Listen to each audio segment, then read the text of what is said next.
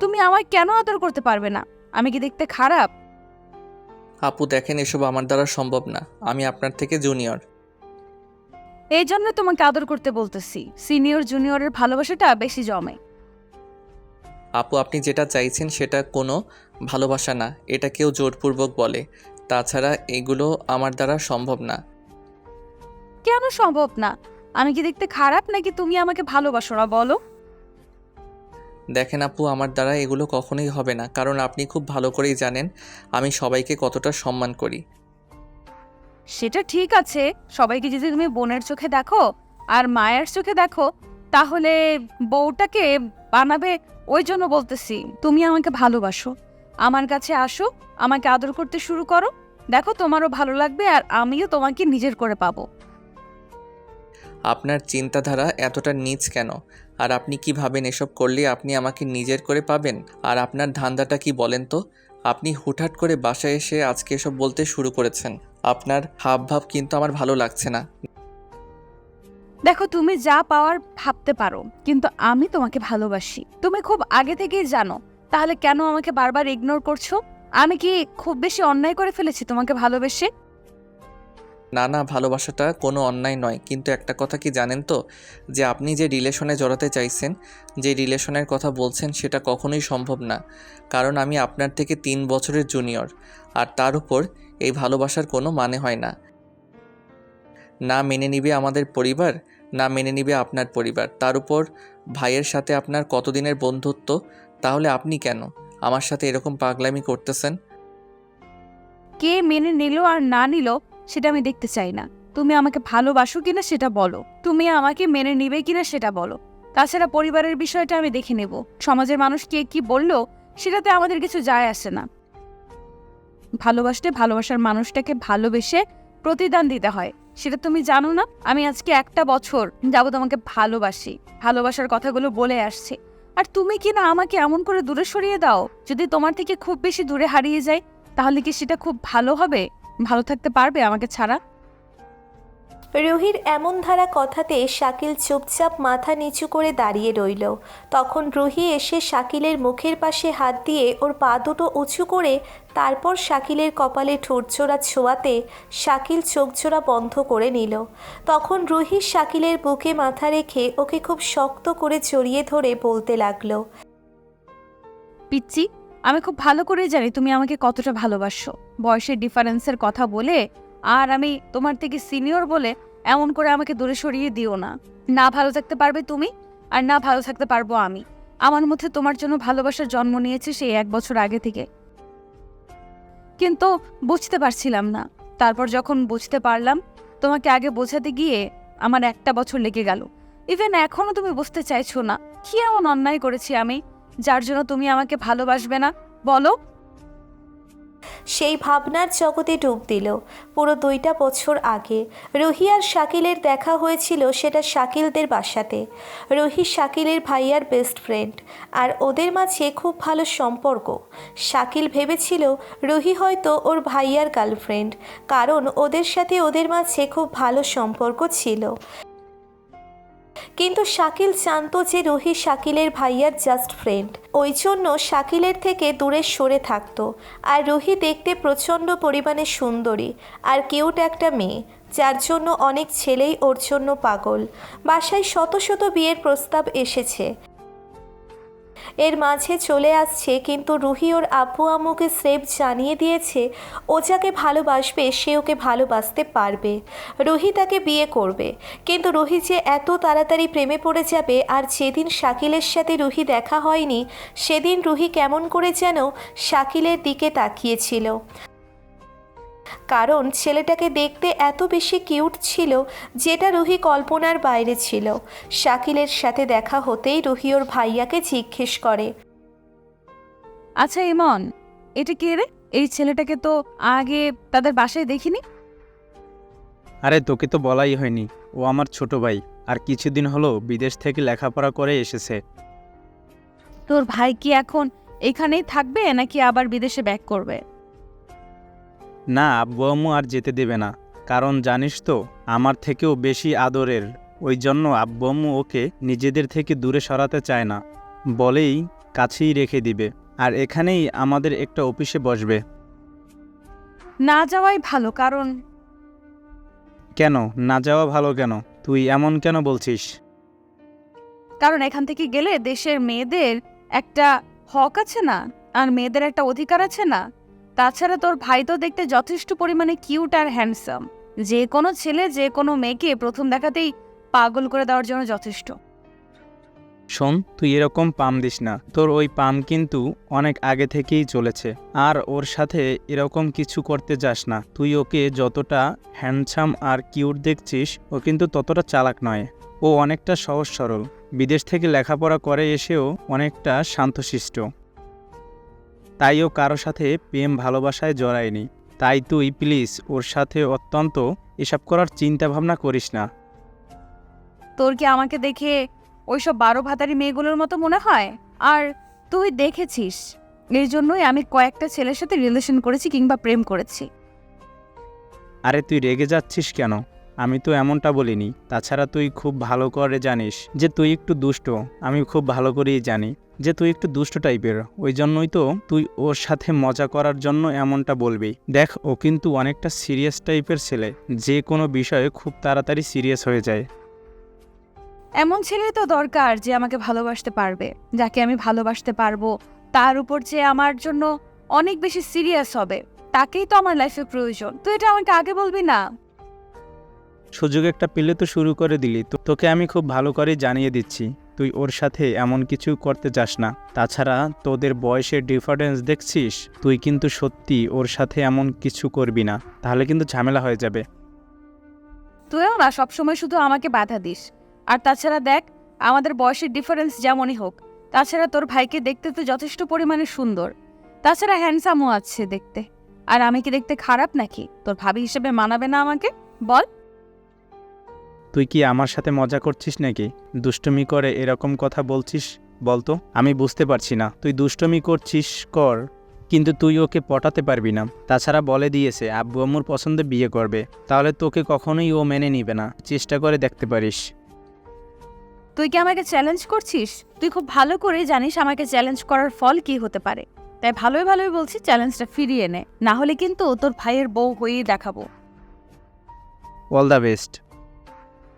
সেদিনের পর থেকে রুহি শাকিলের সাথে দেখা করা, কথা বলার চেষ্টা করে আর প্রায়ই ওদের বাসায় আসতো। কারণ শাকিল এখানকার কোনো কিছুই তেমনভাবে চেনে না। আগে যে শহরে থাকতো, ওরা সেখান থেকে এখানে অনেক দিন আগেই চলে আসছিল, আর তার আগেই বিদেশে চলে গেছিল। তো শাকিল ওর আব্বুর অফিসে যায়, এই জন্য রুহি বাসায় আসে আর আড্ডা দেওয়ার নাম করে বাসায় ডেকে আনে। আর তারপর আস্তে আস্তে ওর সাথে ফ্রি হয়। ইমনের সাথে যেমন ওর সাথে বন্ধুত্ব আছে, আস্তে আস্তে ফ্রি হয়। আর ফ্রি হওয়ার পর থেকে শাকিলের ভাইয়ার সাথে যেমন ওর বন্ধুত্ব আছে, তেমনি শাকিলের সাথে ফ্রেন্ডশিপ করতে গেলেই ওর সিনিয়র ভেবে দূরে সরে যায়। কিন্তু রুহি ততদিনে ওর প্রতি অনেক বেশি দুর্বল হয়ে পড়েছিল। শাকিলের সাথে রাতে মেসেঞ্জারে কথা বলার চেষ্টা করলে শাকিল হয়তো কোনোটার উত্তর দিতে আর কোনোটার উত্তর দিত না। তারপর যখন শাকিল ওকে ইগনোর করতে শুরু করেছে, তখন রুহি একদিন শাকিলকে হুটহাট করে প্রপোজ করে দেয়। রুহির এরকম ধারা কর্মকাণ্ডে শাকিল অবাক হয়ে গেছিল আর বলেছিল, আপু, আপনি এসব কি বলতেছেন? আপনার আমার বয়সের ডিফারেন্স দেখেছেন? আর আপনি ভাইয়ার বান্ধবী, তাহলে আমার সাথে এগুলো কি করে সম্ভব? আপনি তো পাগল হয়ে গেছেন। আপনার মাথা ঠিক আছে? কী সব আজে বাজে কথা বলছেন? আমি কি পাগল হয়ে গেছি? আমার মাথা খারাপ হয়ে গেছে? তোমাকে দেখার পর থেকে আমার রাতের ঘুম হারাম হয়ে গেছে। তোমাকে আমি ভালোবাসি, তোমাকে আমি পেতে চাই। তাই তোমাকে ছাড়া আমি অন্য কাউকে বিয়ে করতে পারবো না, না ভালোবাসতে পারবো। তোমাকে যেদিন থেকে দেখেছি, ওই দিন থেকে আমার স্বপ্নের হিরো বানিয়ে ফেলেছি। আপু, আপনি হয়তো আমার সাথে মজা করতেছেন, তাই না? দেখেন, এসব মজা করবেন না প্লিজ। আমি কিন্তু সব বিষয় সিরিয়াস। সেটা হয়তো আপনাকে ভাইয়া বলে দিয়েছে, তারপরও আপনি এরকম মজা কেন করেন? আমি তোমাকে সহজভাবে বলছি আর সহজভাবে বোঝাচ্ছি, আমি তোমাকে সত্যিই অনেক ভালোবাসি। তুমি দরকার পড়লে সময় নাও।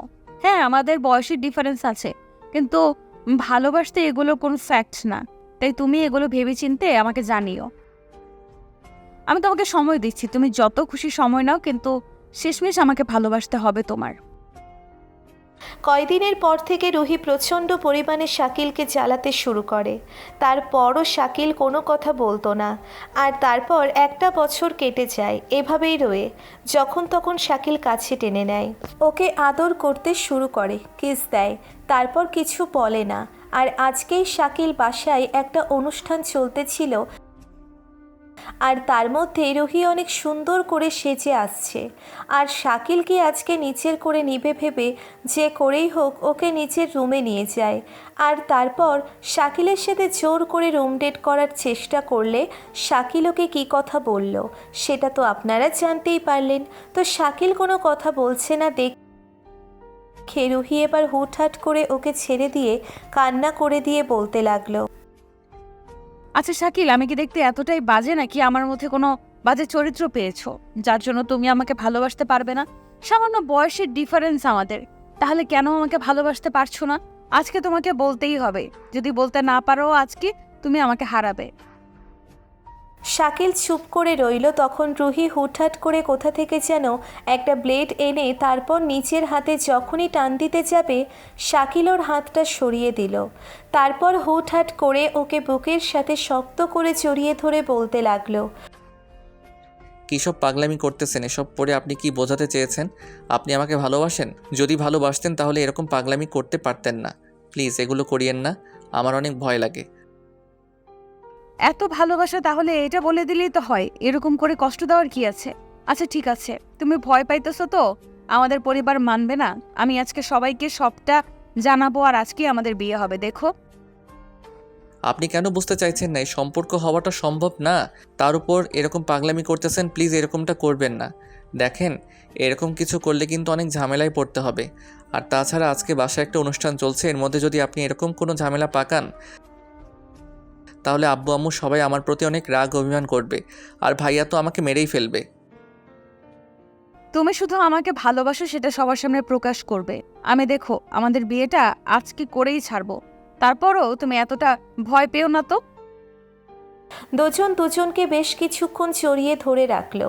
তারপর একটা সময় মনে হতে লাগলো শাকিল আজকের পর আবার পাল্টে খেয়ে যেতে পারে।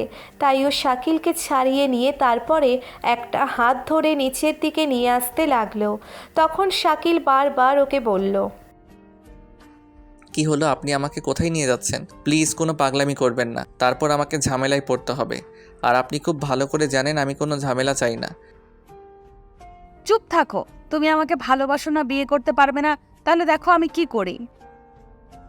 রুহি শাকিলকে জোরপূর্বক নিচে নিয়ে আসে। সবাই সেখানে কথা বলতেছিল। তারপর রুহি এসেই সবাইকে সবটা বললে কিছুক্ষণ শাকিলের আব্বু আম্মু, রুহির আব্বু আম্মু আর বাসায় বাকি মেহমানগুলো ওদের দিকে তাকিয়ে রইল। তখন শাকিলের আব্বু উঠে এসে বলতে লাগলো, শাকিল, তুমি কি ভালোবাসো? বিয়ে করতে চাও না? আসলে না, মানে আব্বু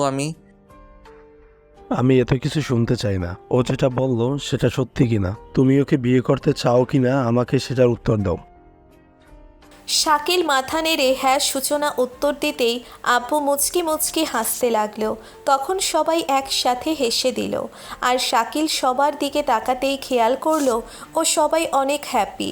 তখন শাকিল কিছু বুঝে ওঠার আগেই রুহি বলতে লাগলো, আমি বাসার সবাইকে রাজি করিয়ে তারপর তোমাকে রাজি করালাম। তুমি কি ভেবেছো যে ওদের রাজি না করে আমাদের সম্পর্কে এটা করতে যাব? যেদিন তোমাকে প্রথম দেখেছিলাম সেদিন তোমাকে ভালো লেগে গেছিল। আব্বু আম্মুর কাছে তোমার কথা বলেছিলাম। বয়সের ডিফারেন্সের জন্য ওরা তোমাকে মেনে নিতে চাইছিল না। কান্নাকাটি করতাম, তোমার ভাইয়াকে বুঝিয়েছিলাম, তোমার আব্বু আম্মুকে পর্যন্ত বুঝিয়েছিলাম। ওরা বলেছিল আমাদের বিয়েটা দিবে, কিন্তু আমি চেয়েছিলাম তুমি আমাকে ভালোবাসো আর তারপরে আমরা বিয়ে করব। আর এখন আমি জানি তুমি আমাকে কত বেশি ভালোবাসো। আব্বু আম্মু আঙ্কেল আন্টি আজকে আমাদের বিয়ের ব্যবস্থা করলো। এক্ষুনি এই মুহূর্তে আমরা বিয়ে করব। রুহির এমন ধারা কথাতে শাকিল বেশ কিছুক্ষণ হতবাক হয়ে ওর মুখের দিকে তাকিয়ে রইল। শাকিলের ভাইয়া আধা ঘন্টা পর কাজে নিয়ে আসলো। তারপর ওই অনুষ্ঠানের মধ্যেই ওদের বিয়েটা হয়ে গেল। আর সবাই অনেক শুভেচ্ছা জানালো। এর মাঝে শাকিল যেন একটা হাঁপ ছেড়ে বাঁচল। ও তো ভেবেছিল কি ঝামেলাটাই না রুহি ওকে ফেলবে। বিয়েটা সম্পন্ন হলেও তখন রুহি দৌড়ে শাকিলকে চাপটে জড়িয়ে ধরল। শাকিল আর কোনো উপায় না পেয়ে ওকে সরানোর চেষ্টা করে বলতে লাগলো, তুমি কি পাগল হয়ে গেছো? এরকম পাগলামি করতেছো? আমার বরটাকে আমি জড়িয়ে ধরেছি, তাতে কার কি? তাই? আচ্ছা দেখবো রাতে কত জড়িয়ে ধরতে পারো আর কত আদর নিতে পারো। আদর করার জন্য তো পাগল হয়ে গেছিলে না? বিয়ের আগে অনেক টর্চার করেছো, সেটা সুদে আসলে শোধ করব। শাকিলের কথায় যদি লজ্জা পেয়ে শাকিলের বুকে মুখ লুকালো আর শাকিল তখন ওকে শক্ত করে জড়িয়ে ধরল। তো ভালো থাক ভালোবাসা।